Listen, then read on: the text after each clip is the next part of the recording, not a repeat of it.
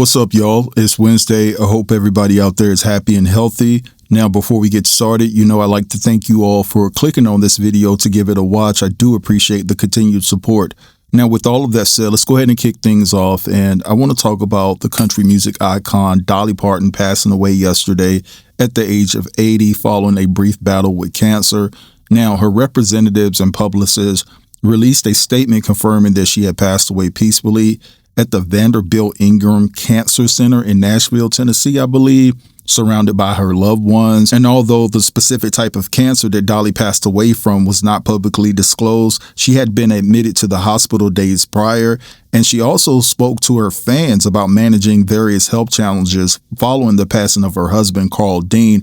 And we know that he passed away in 2025. Now, what I'm going to do here is insert the clip of Dolly's nephew actually talking about the passing of his aunt. Hey, everyone. My name is Brian Seaver, son of Cassie Parton, and I'm representing the Parton and Owens family today, announcing the passing of my Aunt Dolly Rebecca Parton Dean, sister, sis, Aunt Granny to one generation and Gigi to the next. This video announcement is something Dolly asked of me years ago, before I fully absorbed it as a future reality. As her head of security for more than 2 decades, a role my father Larry held before me, I have imagined the heaviness of this moment, but haven't truly felt it until now. It is an honor that is mixed with absolute pride and great sadness. But sadness lies with us, not with Dolly. Dolly has lived in the light and is in the arms of Jesus, surely met by Carl, her parents, and countless others who have watched her and longed for her to meet them in the heavens. I first went on the road with Dolly as a kid, getting a taste of the road life in the early 1980s.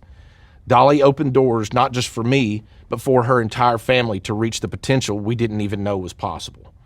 Dolly also opened doors for generations of singers, songwriters, musicians, and dreamers from every walk of life and across every continent. By her example, we believed that anything was possible.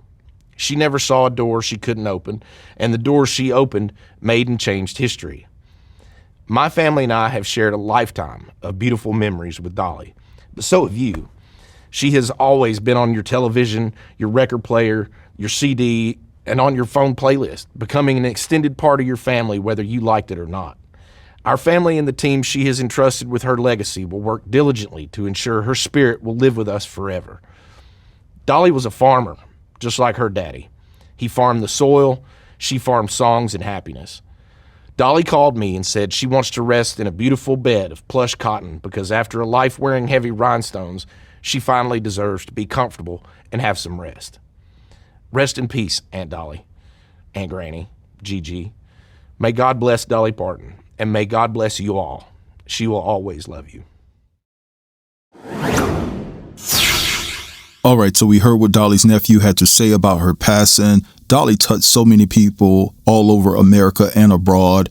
There's so many people that their day was actually effed up when they heard the news that Dolly passed away.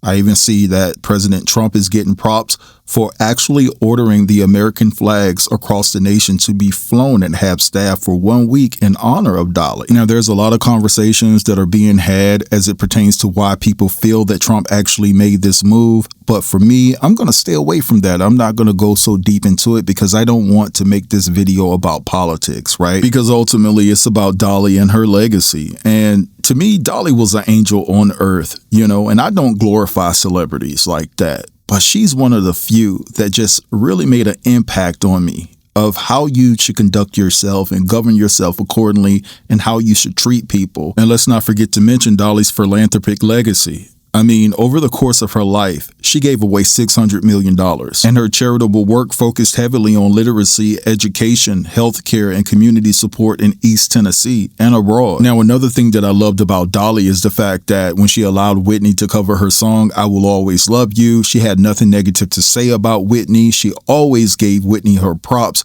Even when Whitney was going through her drug issues, there were certain commentators and interviewers and things of that nature that tried to bait Dolly into saying something negative. She did not. She always offered nothing but love and support. But anyway, I want to send my condolences to Dolly's family. She will be missed. She was just a beautiful soul, and now it's time for her soul to rest in peace.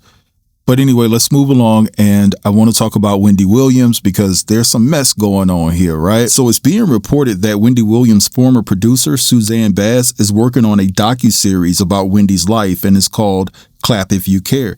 Now, what's interesting about this dynamic is that Wendy is not involved, nor was Wendy made aware that Suzanne was actually making a docuseries about her. So it seems as though that Wendy has been blindsided by Suzanne making this docuseries behind her back. Now, when I look on social media and I see people discussing this issue, there are some people that feel like Suzanne has the right to tell her story. They feel like Wendy wasn't the greatest boss to work for, and Suzanne probably have some unhinged stories to share with us, right?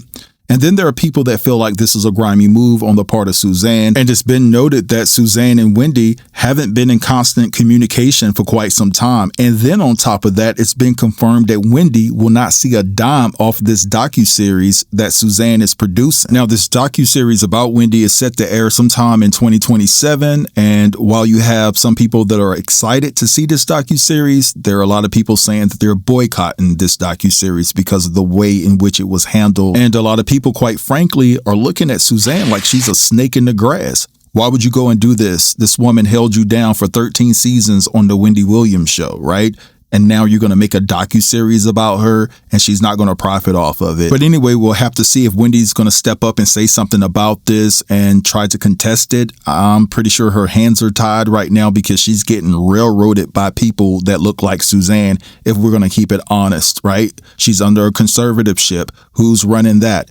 You know what I'm saying? Who's telling her what she can and what she cannot do with her money? Now you have somebody that you thought was a friend that's going behind your back making a docuseries about you. But anyway, let's move along. And I want to talk about a topic that's gaining traction all over social media. And I just want to say this first and foremost. I'm not trying to fearmonger. I'm just being honest in my approach here because you never know what the future holds. And with Gary, Indiana suffering a massive blackout that lasted for 13 straight days, where 38,000 local homes and businesses were out of power, you have to govern yourself accordingly and understand that in the near future, something like that can happen in your area. Now, there's a lot of people saying that Gary, Indiana was nothing more and nothing less but a test when it came to them being without power for all of those days. And hey, we don't know that information to be true or false, but a lot of people are pointing out the fact that they would test an area that had a very high African-American population. But anyway, now there's this threat, or people are talking about the possibility of a potential 18-month blackout on the horizon. I want you guys to check out this clip and I'll be back. What would happen if we really did go into an 18-month blackout, which is being reported that could be a possibility? First off, in the immediate future, we would see food and water shortages because fuel consumption would be drastically down, as in food would not be able to be transported to supermarkets. Pumps would stop working, so water that goes into your home would stop running. There would be a huge communication blackout, as would be expected. Financial systems would come to an immediate halt. Most of us have our money in banks and in credit. So unless you have a pile of cash lying around somewhere, your money would cease to exist. And over the course of 18 months, there would be high mortality rates, especially in cities and in suburbs, places where there are large concentration of population. I explained why this is highly unlikely in my previous video, but the main problem with the 18-month or supposed 18-month blackout in the United States is that it would require power to get the power back up. To get the power back up in the United States would require machines. It can't be done by hand.